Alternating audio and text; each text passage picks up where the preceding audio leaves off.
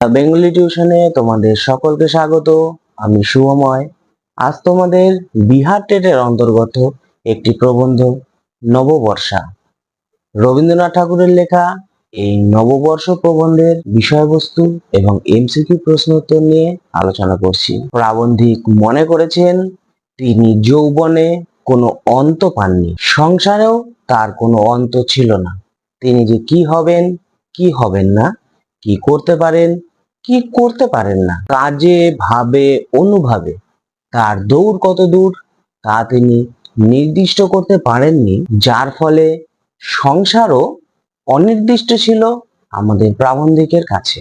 বর্তমানে প্রাবন্ধিক নিজের সম্বন্ধে সকল সম্ভাবনার সীমায় এসে পৌঁছেছেন। প্রাবন্ধিক বলেছেন, আষাঢ়ের মেঘ যখনই নতুন ভাবে আসে তখনই তার নতুনত্বে রসাক্রান্ত ও পুরাতনত্বে পঞ্জীভূত হয়েই আসে। তাকে আমরা ভুল করি না, কারণ সে আমাদের ব্যবহারের বাইরে থাকে। প্রাবন্ধিক বলেছেন, যখন আমরা বন্ধুর দ্বারা বঞ্চিত হই এবং শত্রুর দ্বারা পীড়িত হই তখনই আমরা দূরদৃষ্টির দ্বারা বাধাপ্রাপ্ত হয়ে থাকি। তখন যে কেবল হৃদয়ের মধ্যে বেদনার চিহ্ন লেগে থাকে তা নয়, যে পৃথিবী তার চারিদিকে স্থির হয়ে দাঁড়িয়েছিল। আমাদের মনের বা প্রাবন্ধিকের আঘাতের দাগ তার ওপর লক্ষ্য করা যায়। প্রাবন্ধিক এটাও বলেছেন, মেঘে তার কোনো চিহ্ন নেই। মেঘ হলো পথিক, সে আসে যায়, সে কখনো থাকে না। আমরা সেই মেঘকে বা প্রাবন্ধিক সেই মেঘকে কখনো স্পর্শ করতে পারি না। কালিদাস উজ্জয়িনীর শিখর থেকে যে আষাঢ়ের মেঘ দেখেছিলেন, আমরাও অর্থাৎ প্রাবন্ধিকও সেই আষাঢ়ের মেঘ দেখেছিলেন। ইতিমধ্যে ঘটে যাওয়া পরিবর্তমান মানুষের ইতিহাস তাকে স্পর্শ করতে পারেনি, কিন্তু সে অবন্তী কোথায়?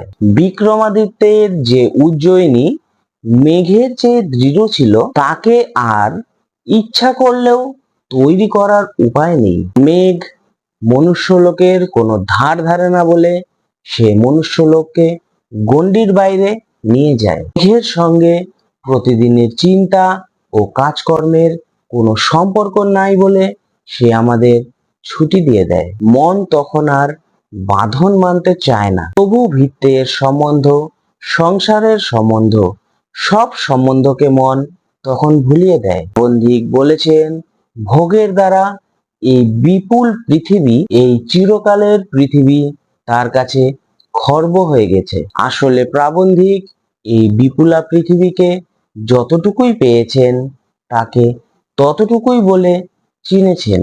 ভোগের বাইরে তার অস্তিত্ব তিনি মানতেই পারেননি। প্রাবন্ধিক বসে বসে এত কিছু ভাবছিলেন, হঠাৎ শত শতাব্দীর পূর্বের সেই কালিদাসের মেঘ এসে উপস্থিত হয়। যদিও মেঘটি প্রাবন্ধিকের নয় বা তার চেনা পৃথিবীরও নয়, তবুও সে অলকাপুরীতে চিরযৌবনের রাজ্যকে আকর্ষণ করতে থাকে। তখন পৃথিবীর যেটুকু জানা সেটুকু তুচ্ছ হয়ে যায়, আর যা জানা নেই তাই বড় হয়ে ওঠে। মেঘদূত ছাড়া নববর্ষার এই কাব্য আর কোথাও দেখতে পাওয়া যায় না। এতে বর্ষার সমস্ত অন্তর্বেদনা লিখিত হয়ে গিয়েছে। প্রাবন্ধিক বলেছে, আমরা আমাদের যেটুকু গৃহটুকুর মধ্যে বাস করছিলাম, কালিদাসের মেঘ আষাঢ়স্য প্রথম দিবসে এসে আমাদের সেখান থেকে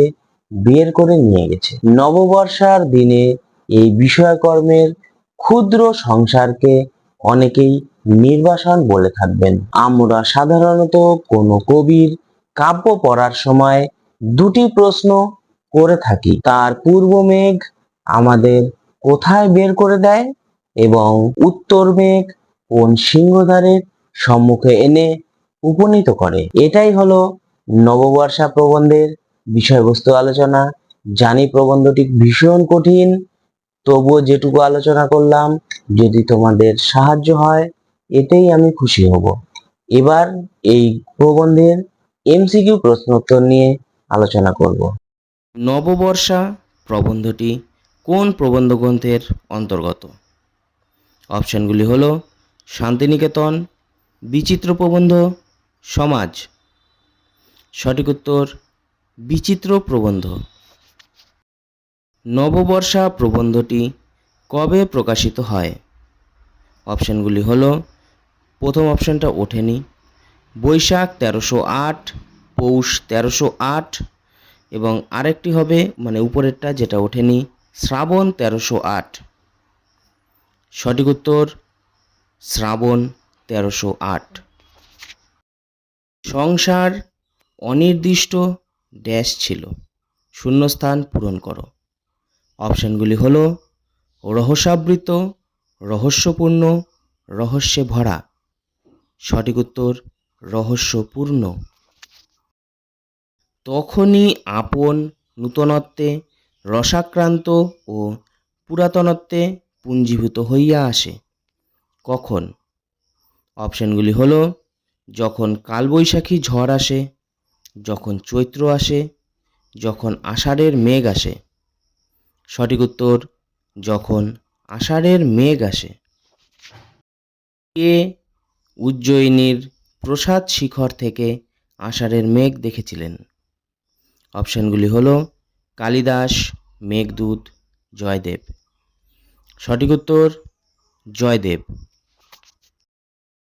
কার মেঘ প্রতি বৎসর চিরনতুন চিরপুরাতন হয়ে দেখা দেয়? অপশানগুলি হল মেঘদূতের মেঘ, কালিদাসের মেঘ, আষাঢ়ের মেঘ। সঠিক উত্তর মেঘদূতের মেঘ। সুখী লোকের ও আনমনা ভাব হয়। সুখী লোক আনমনা হয় কেন? অপশানগুলি হল বৃষ্টি দেখে, মেঘ দেখে, বিদ্যুৎ দেখে। সঠিক উত্তর মেঘ দেখে। কার উজ্জয়িনী?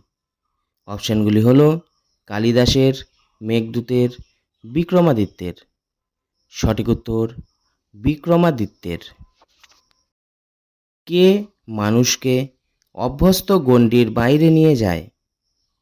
অপশানগুলি হল বৃষ্টি, মেঘ, বিদ্যুৎ। সঠিক উত্তর মেঘ। যক্ষের বিরহ তখন উদ্দাম হইয়া ওঠে। যক্ষ নির্বাসিত হয়েছিল কার শাপে? অপশানগুলি হল প্রভুর শাপে, ব্রহ্মার শাপে, শিবের শাপে। সঠিক উত্তর প্রভুর শাপে। প্রভু ভৃত্যের সম্বন্ধ কেমন সম্বন্ধ? অপশানগুলি হল উচ্চ নিম্ন, ভালোবাসার, সংসারের। সঠিক উত্তর সংসারের। নববর্ষার কাব্য কোনো সাহিত্যে কোথাও নেই। নববর্ষার কাব্য কোন কাব্যে আছে? অপশানগুলি হল গীতগোবিন্দ, মেঘদূত, কুমার সম্ভব। সঠিক উত্তর মেঘদূত। আষাঢ়স্য প্রথম দিবসে কার রচনা? অপশানগুলি হল কালিদাস, বঙ্কিমচন্দ্র, রবীন্দ্রনাথ। সঠিক উত্তর কালিদাস। পূর্ব মেঘে আছে। অপশানগুলি হল বহু বিচিত্রের সঙ্গে সৌন্দর্যের পরিচয়, পৃথিবীতে বছরের মধ্যে সুখের যাত্রা, আনন্দের সম্মিলন। সঠিক উত্তর বহু বিচিত্রের সঙ্গে সৌন্দর্যের পরিচয়। আমার কাছে খর্ব হইয়া গেছে। পৃথিবীর খর্ব হয়ে গেছে কেন? অপশানগুলি হল ভোগের দ্বারা, লোভের দ্বারা, যুদ্ধের জন্য। সঠিক উত্তর ভোগের দ্বারা। কার মাঝখানে একটি সুবৃহৎ সুন্দর পৃথিবী পড়ে আছে মনে পড়ে? অপশানগুলি হল উজ্জয়িনীর, অলকাপুরীর, চিত্রকূটের। সঠিক উত্তর অলকাপুরীর। কোন কাব্যে বর্ষার সমস্ত অন্তর্বেদনা নিত্যকালের ভাষায় লিখিত হয়ে গেছে? অপশনগুলি হলো কুমার সম্ভব, মেঘদূত, শকুন্তলা। সঠিক উত্তর মেঘদূত। পূর্ব মেঘে বৃহৎ পৃথিবী কার কাছে উদ্ঘাটিত? অপশনগুলি হলো কল্পনার কাছে, কবির কাছে, বিক্রমাদিত্যের কাছে। সঠিক উত্তর কল্পনার কাছে। হঠাৎ আসিয়া আমাদিগকে সেখান হইতে ঘর ছাড়া করিয়া দিল।